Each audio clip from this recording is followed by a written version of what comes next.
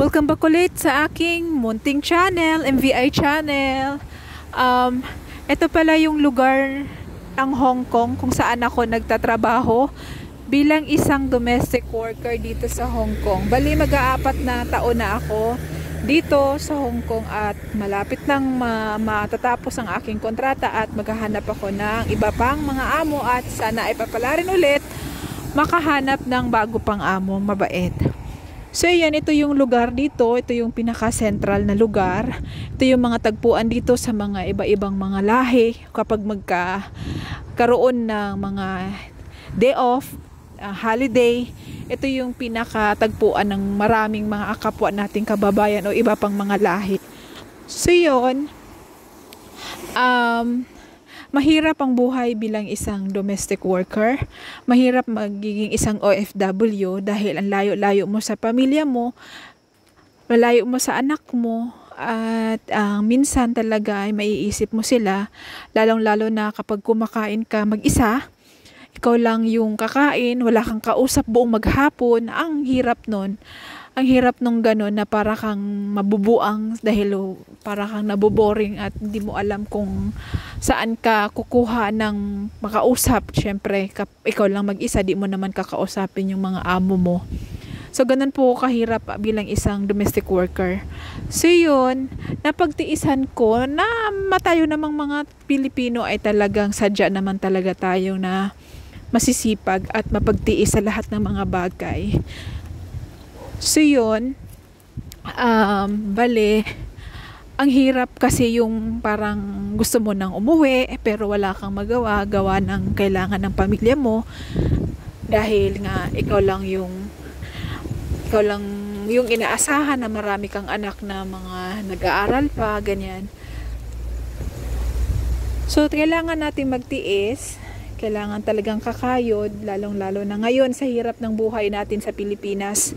Ang pahirap ang buhay natin sa Pilipinas. So, kailangan nating magtiis. Lahat naman ng trabaho talaga ay hindi madali. So, kailangan talaga yun, ang sipag. Kapit lagi kay Papa God.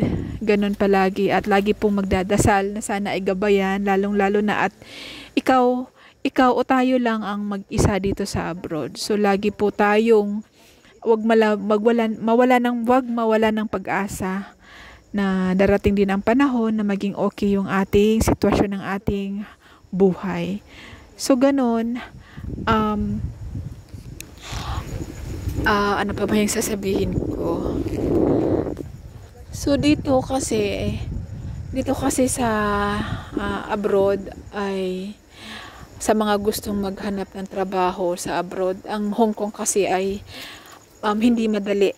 Hindi madali yung mga lahat naman ng bansa. Pero ang Hong Kong kasi ay hindi madali siya. Gawa ng kapag ay may mga amo kasi na kapag ayaw nila sa iyo, kahit nakakarating mo lang dito sa Hong Kong, pag ayaw nila at di ka nila gusto, pwede ka nilang pauwiin, terminate ka kaagad nila. Ganon kahirap ang Hong Kong kapag halimbawa nakikita nila na hindi ka nila gusto or mayroon silang mga ang tawag nito feng shui na hindi ka nila na anuhan sa feng shui kanila na hindi ka maganda, hindi ka lucky sa kanila, pwede ka nilang i-terminate. So ganon kahirap talaga. Ngayon kasi dito sa Hong Kong ay mabilis lang magpunta dito kasi nga maluwag na siya.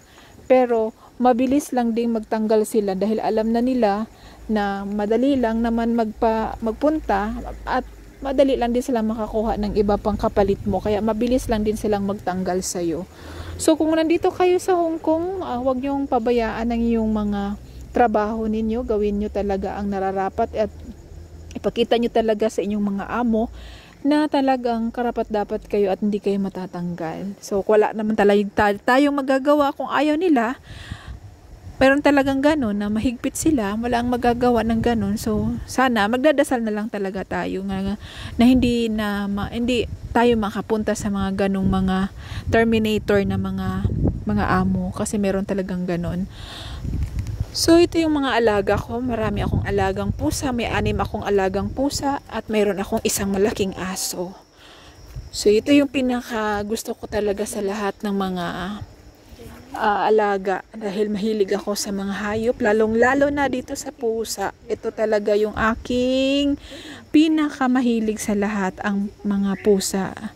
So yun, ito yung aking mga alaga. Dito po ako nalilibang at dito po ako humuhugot ng lakas at ng yung parang hindi ka maho-homesick sa kanila ko lang din yung aking pagkabagok, aking kapag naiinip ako, wala akong kausap, sila yung aking kausap.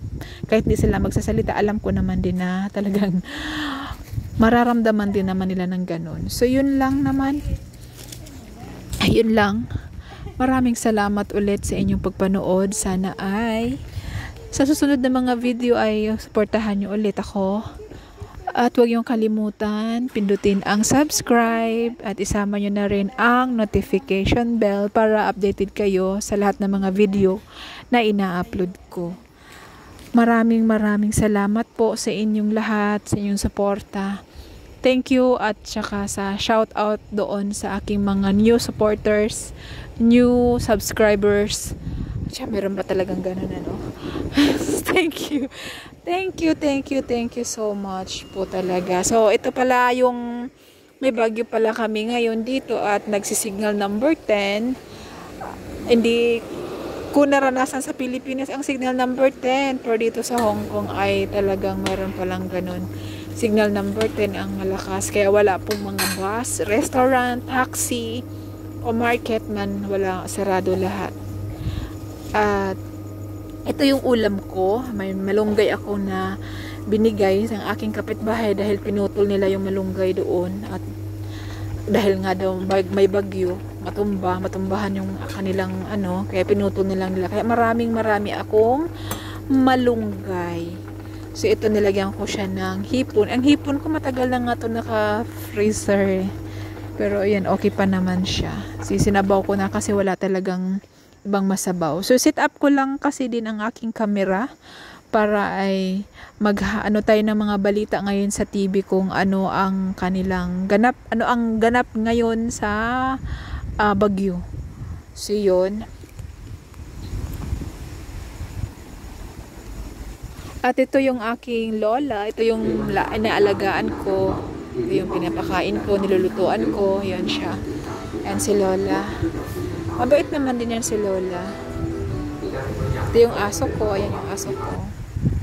So yun, ito nga po yung wala nga pong bus. May mga private na mga bus lang na tumatakbo. Bibihira lang gawa ng may mga area kasi na naanuhan ng mga puno. Natumba ng mga puno ang mga daan. Tsaka meron ding mga tubig. Kaya wala pa masyadong mga bus. So yun lang ulit. Maraming salamat po sa inyo. God bless you all. Ingat lahat. Bye-bye.